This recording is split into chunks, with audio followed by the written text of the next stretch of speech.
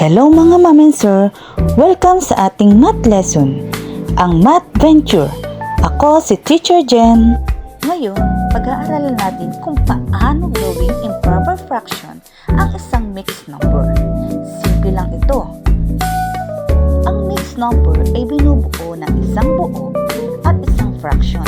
Halimbawa, 3 and 1/2. Samantalang, ang improper fraction naman ay fraction na mas malaki ang numerator kaysa denominator.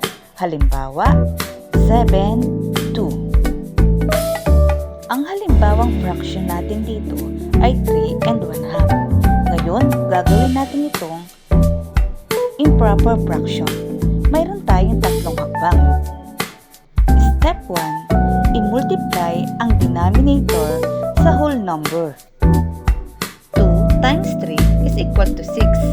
Step 2, idagdag ang numerator. 6 plus 1 is equal to 7. Step 3, kopyahin ang denominator. Kaya, ang 3 and 1/2 is equals to 7/2. Ayan, naging improper fraction na siya.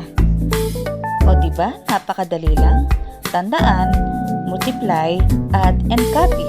Sa susunod, ituturo ko naman kung paano ang baligtad galing sa improper fraction papunta sa mixed number. Kung nagustuhan mo ang lesson na ito, huwag kalimutan mag-like and share para sa mas marami pang math tricks. Kita-kita ulit, mga ka-math venture!